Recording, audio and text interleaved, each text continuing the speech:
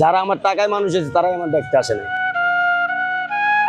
তারা বলতে পারে কেন আসে নাই, চিন্তা করছে আসলে এখন টাকা দিতে হবে। মোহাম্মদ জামাল, আমি অ্যাক্সিডেন্ট হয়েছি 2023 সালের মার্চ মাসের 1 তারিখে। আমি আগে ভ্যান গাড়ি চালাইতাম, ভ্যান গাড়ি দিয়ে ফার্নিচার নামাই দিয়ে আসার কালে খালি গাড়ি নিয়ে অ্যাক্সিডেন্ট হয়েছে। এটা অ্যাক্সিডেন্ট হয়েছি গাজী সেতুতে, ইসাখালী। হাত বাঁচানোর জন্য প্রথমে ছিলাম পপুলারে 24 ঘন্টা, ওখান থেকে 1,20,000 টাকা বিল দিয়ে পরে গেছি পঙ্গুতে। হাদিসে পাই না যে ভিক্ষা জাহেজ, আমি হাদিসে পাইছি ভিক্ষা জাহেজ না, সেজন্য আমি ভিক্ষা করি না।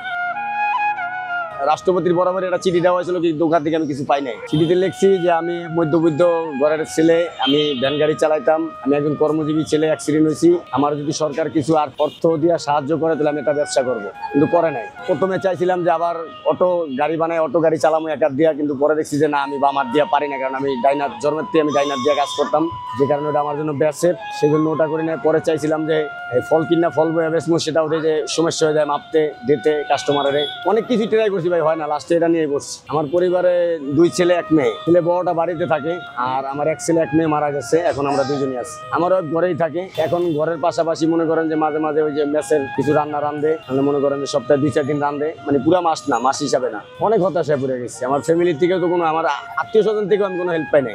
শুধু আমার হেল্প করার জন্য আমার মেয়ের জামাই আর আমার হয় 3জন ছাড়া আমার কেউ ছিল না তখন। বাবা মাই তো তখন খবর নেয় না। এদেরকে কি বলুন ভাই, এটা যার যার একটা নেশা, কেউ একটা নেশা, কেউ একটা পেশা। কেউ মনে করেন যে প্রথমত ভিক্ষার নামে মনে করেন যে কিছু টাকা হলে ব্যবসা করবো, পরে চিন্তা করে যে বিনা টাকার ব্যবসা, এটাই আজীবন করতে থাকে। এটা মানুষের কিছু নেচারের জন্য, এটা কারো ইচ্ছাকৃত, কেউ করে ইচ্ছাকৃত ভাবে, কেউ মনে করেন যে ইচ্ছাকৃত যারা করে তাদের জন্য, যারা বিপদে পড়ে তারাও সাহায্য পায় না। অ্যাকচুয়ালি যারা সাহায্যটা প্রাপ্য তারা পাচ্ছে না। এই পান দিতে একটু সমস্যা বেশি হয়, কারণ পানের সাথে তো অনেক কিছু দিতে হয়, জর্দা, চুন, সুপারি, বিভিন্ন, এই পান্ডা নিয়ে আর কি বেশি সমস্যা হয়। সিগারেটটা দিতে তেমন একটা সমস্যা হয় না, পান্ডা নিয়ে একটু সমস্যা বেশি হয়। পাথরের ট্রাক গেছে, 25 টন পাথর ছিল, ট্রাক তো ধরলে কোনো লাভ নেই। তারা যা জরিপানা আছে, তারা তো মনে করেন 3 দিনের ভিতরে আমাদের সাথে একটা মীমাংসা যায়, মনে করেন তখন হাতে ব্যান্ডেজ ছিল, হাতের এত কন্ডিশন বোঝা যায় না। তারা লাখখানি টাকা দিয়ে তারা আমাদের সাথে স্টাফে সই নিয়ে চলে গেছে। 1 লাখ টাকা দিছিল, 1 লাখ টাকা পপুলারের তো বিল হয়েছে 1,20,000 টাকা। যদি কেউ কিছু করতে চায় তাহলে আমি চাই যে আমার যদি কেউ একটা ব্যবসা ধরাই দেয়, আমি এক জায়গায় বসে একটা দোকান দিয়া যদি কিছু ব্যবসা ধরাই দেয় তো করতে চাই, আশা। এটা তো অস্থায়ী, এটা তো আমার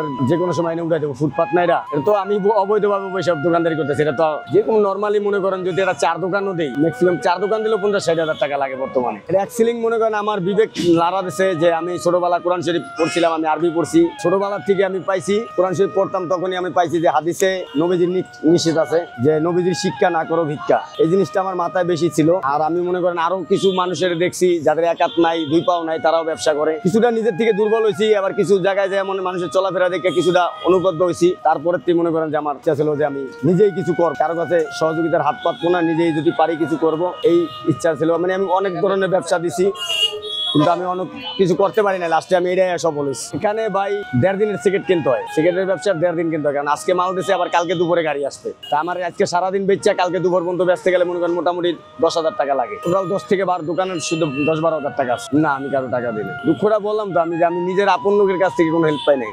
যারা আমার টাকায় মানুষ এসে তারাই আমার দেখতে আসে না। তারা বলতে পারে কেন আসে নাই, চিন্তা করছে আসলে এখন টাকা দিতে হবে, অঙ্গ হালাই দেবো, অনেক টাকা লাগবো, টাকা দিব যাবো না, টাকাও দিব না।